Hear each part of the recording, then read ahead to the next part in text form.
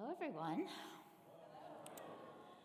So, what do you know about the power of music? I know plenty. In fact, if personal experience were the ultimate measure, I would be an expert.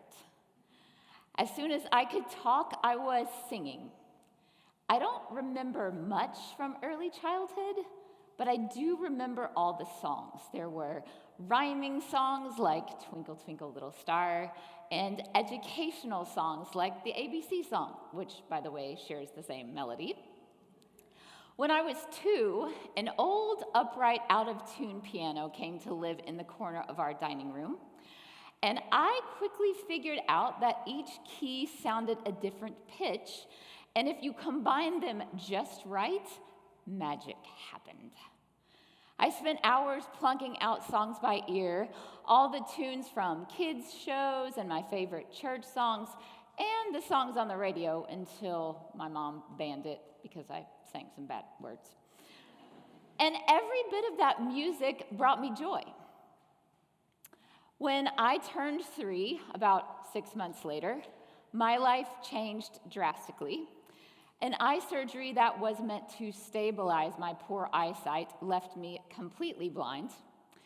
And while I needed to learn new ways to adapt my tree climbing and bike riding, the one thing that needed no adjustment for me was music. In fact, it became even more of a lifeline. It helped me make sense of a world that I couldn't see anymore. And as I got older, it gave me hope when hope felt far off. So, what can music do for you? How can it help you make sense of your world, especially the hard things you face? I want to suggest several ways to you today, and I also want to offer some next steps that you might take to unleash music's profound power in your life. So let's dive in. First, music can help us express and process our emotions in profound ways I think that go far beyond what simple words can do. I've been writing songs for years and years and years, and I always say that my songs are my journal entries, and also the conversations that I wish I were articulate enough to have. When I was a kid, I developed a habit of going to the piano to process life, and whether the impetus was the bullying I experienced in middle school, or the guy I wished would notice me but didn't, or the isolation I often felt because of my disability, I musicked my way through. Singing and playing and songwriting brought me calm and brought me peace. But my musical experiences weren't just cathartic. They seemed to actually bring new perspective to the situation I was in. Often, an insight would emerge that I didn't have before the musical experience. Research has shown that music is multimodal. That is, it engages us physically, mentally, and emotionally. So it's not surprising that music can help us work through things in a way that, having a chat just might not. So music has this profound power to express what we can't simply express with words. Music also, though it expresses our hearts, I think it also builds bridges in beautiful ways. It helps us understand each other's hearts better, and I think it can even foster community. Songs often connect us by revealing shared experiences that we didn't know we shared. And they present our differing perspectives in a way that makes it easier for others to take in. The first time that I played my songs for a group was in high school. And even though as a blind person I often felt isolated, that day, as I sang my autobiographical lyrics and melodies, I was amazed at how my peers connected with the music I was singing. It turned out that life as a teen was hard for everybody. And it turned out that we shared many of the same feelings and doubts and desires. And even when I sang about experiences they couldn't relate to, like living with a disability, their tears and our later conversations had opened up all kinds of new lines of communication. I could see that their eyes had been opened to my life and to new ideas. And it was beautiful to see how music had created empathy. And this isn't just my experience. Researchers have found that listening to music releases oxytocin, which, if you don't know, is a hormone that enhances trust and bonding and usually reduces stress at the same time. So, music literally helps us empathize. Another profound moment for me of seeing music's unifying factor was several years ago on Nelson Mandela Day in Cape Town, South Africa. I spent the day with members of a settlement community. And if you're not familiar with settlement communities, folks there live in makeshift homes without running water often. But the celebration was awesome. It was just incredible. There was singing and dancing and so much fun. And when it was my turn to sing, I was so nervous. I knew that my quiet voice was no match for this party. And also because I didn't speak Xhosa, which was the language, I thought there would be quite a barrier.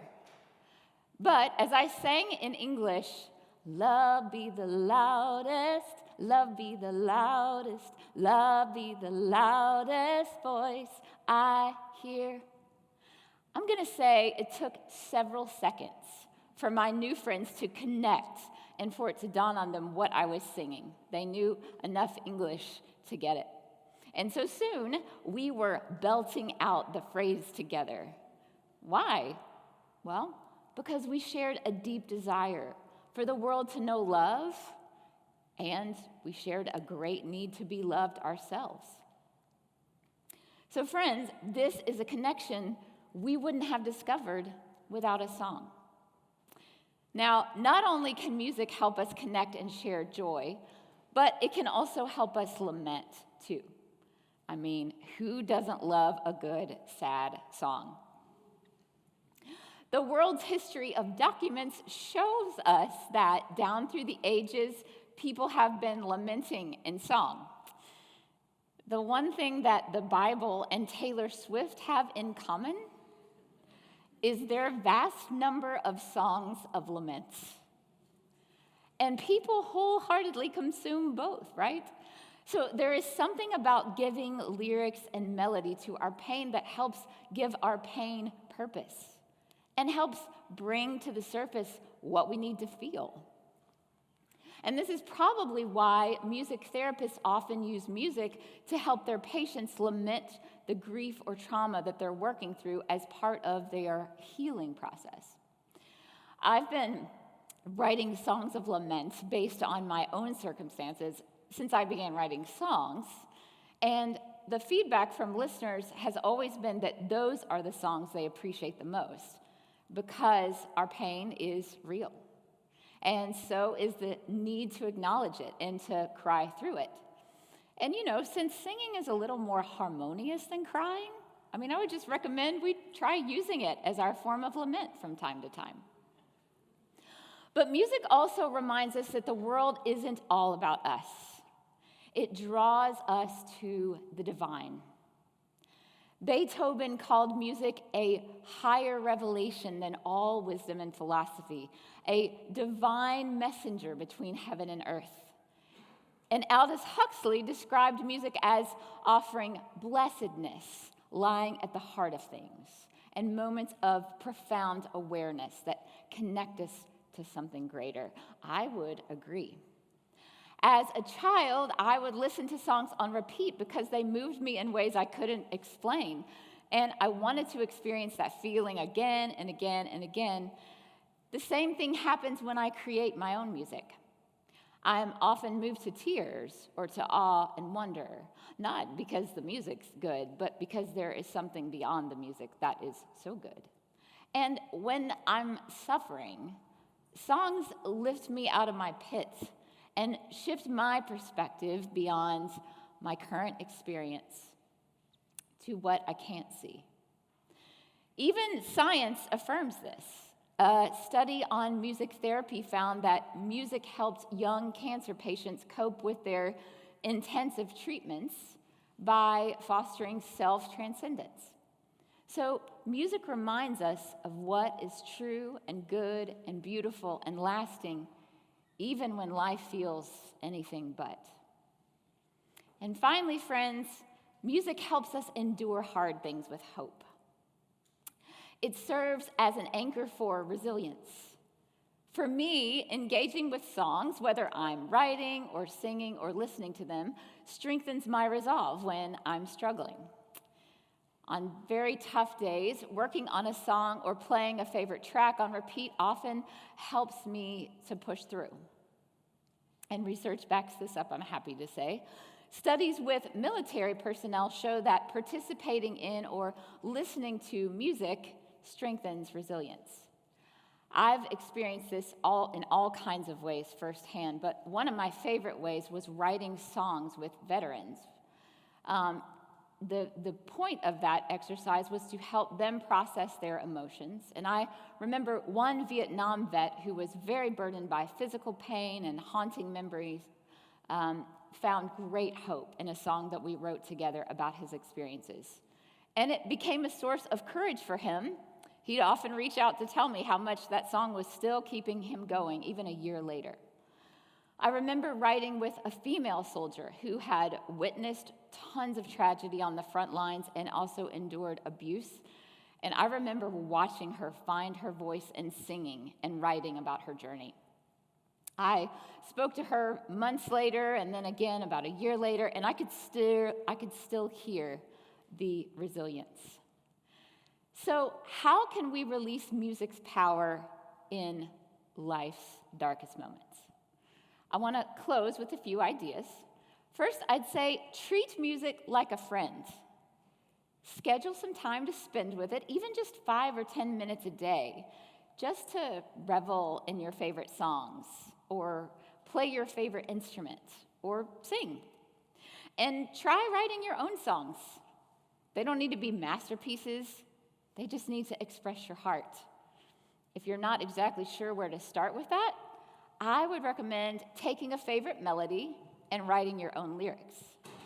It doesn't have to be shared with anyone else. Just let it heal your soul.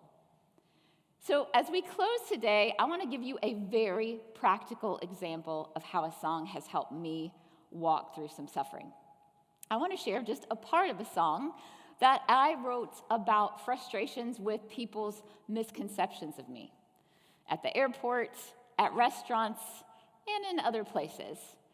But as I wrote my way through this song, I began to realize that what I share in common with those who misperceive me is actually greater than how we differ.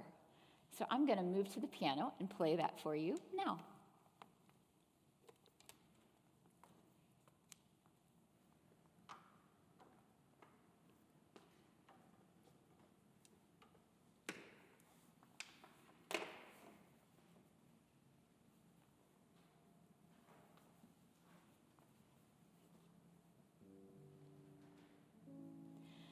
Dear airport man, I am aware that I am blind, so you don't have to shout, 'cause I can hear you just fine.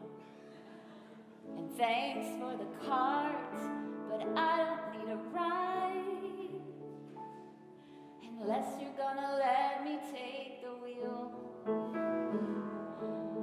Dear server, at every restaurant, you don't have to ask my friend what I want. I can speak for myself. Friend, what do I want? It all looks so good to me.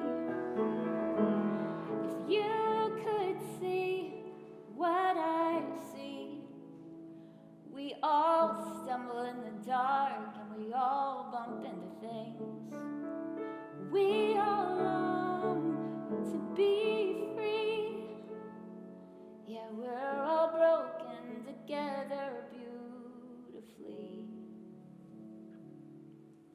So, sing like your life depends on it. It just might bring a smile to your lips and to your life. Thank you, friends.